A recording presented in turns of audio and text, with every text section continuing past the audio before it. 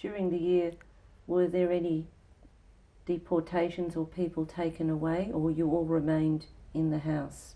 We all remained in the house until one morning I woke up and heard lots of crying and screaming, and my mother screaming, and I came out and I saw my mother pounding on one of the Gestapo's chests, and she was screaming because he said that we were going to concentration camp, they were going to send her to Poland and me to Czechoslovakia. And my mother was absolutely hysterical.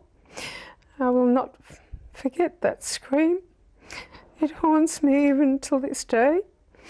And she fought with him and screamed until he finally said to her, "Okay, you can go together and you'll go to Theresienstadt." You'd never heard of Theresienstadt before this? No, I didn't. And the trucks started arriving outside. This was on the same day? Yes. Same morning? The trucks were arriving and they just piled us all on and put chains across us to keep us on the trucks. And it was all terrible confusion.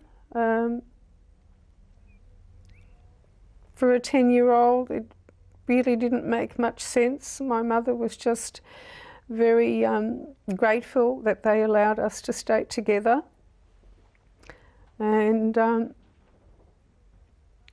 we went on the trucks. It was a very long journey. Did they let you take any belongings with you? No, just what we were wearing. I think we got allowed to give one change of clothing, but no belongings. We didn't have much in any case. How many people do you think were on the truck? I would say at least 40. It was a traumatic experience because we were travelling right through the night. I didn't even know where Theresienstadt was. I didn't know where Czechoslovakia was because I didn't learn geography or anything in school. I really had no idea what part of the world it was. And I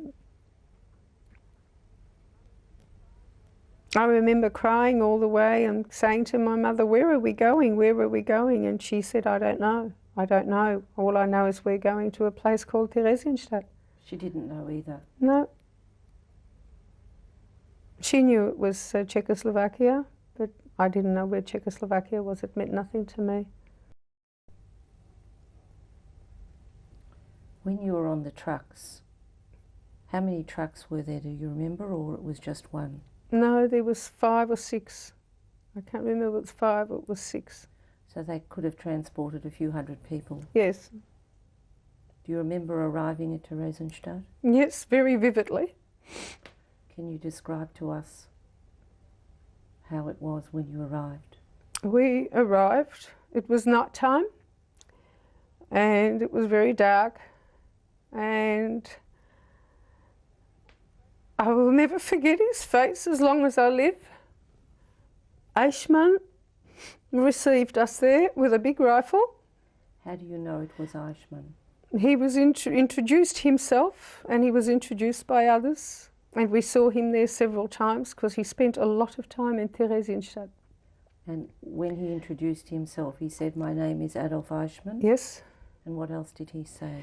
He said, he put us into a big room where he made us all undress naked.